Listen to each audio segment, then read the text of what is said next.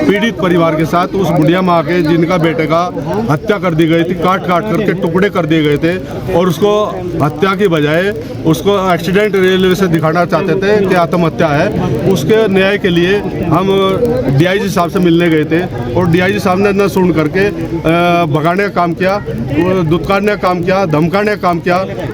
निश्चित तौर से भारतीय जनता पार्टी की सोची समझी साजिश है।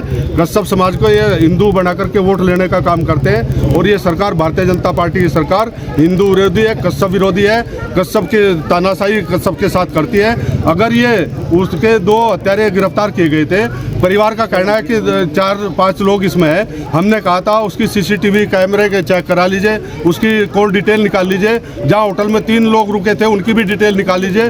परिवार सारे सारे अपने सबूत दे रहा है, उसके बावजूद हमें अधिकारी सुनने के लिए तैयार नहीं। और ये दबाव बनाने के लिए जो 2 लोग हैं उनको भी निर्दोष साबित करने के लिए, आत्महत्या दर्शाने के लिए कल हम लोग जब यहाँ पहुँचे, इसलिए पहुँचे थे कि जो 4 लोग पैरोकार है, एक बहुत बुजुर्ग है, उन 4 लोगों पर एक महिला छेड़खानी और बलात्कार का केस दर्ज हो गया अभी 3-4 दिन पहले।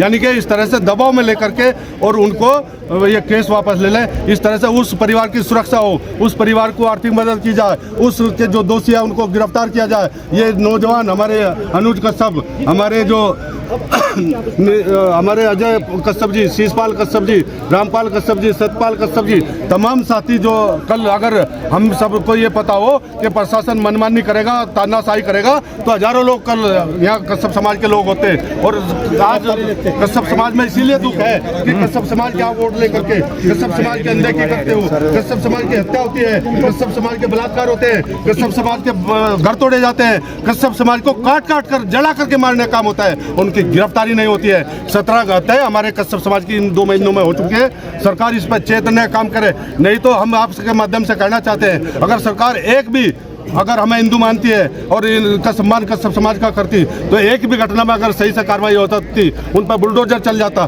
तो शायद ये हत्या ना होती। और मैं निश्चित तौर से आपके माध्यम से कहना चाहता हूँ, जब हमारे महापुरुषों का अपमान बाबा मुख्यमंत्री करते हैं, उन हमारे हिरण्य कश्यप को गुंडा माफिया अपराधी, चोर डकैत, आतंकवादी करने का काम करते हैं, इसीलिए अधिकारी भी उनकी चमचागिरी करने का काम करते हैं। डीआईजी साहब, एसएसपी साहब, सब लोग उनकी डीआईजी साहब, क्योंकि कल हम लोग मिले, उनका व्यवहार ऐसा नहीं था, क्योंकि कहीं ना कहीं वो दबाव में थे। ये कश्यप समाज आज सड़कों पे इसीलिए निकलने का काम करेगा। और अगर ये हत्याएं और बलात्कार और हमें न्याय नहीं मिलेगा, ये ईंट से ईंट बजाने का काम कश्यप समाज करेगा और आने वाली 27 में इन्हें हराने का काम करेगा भारतीय जनता पार्टी।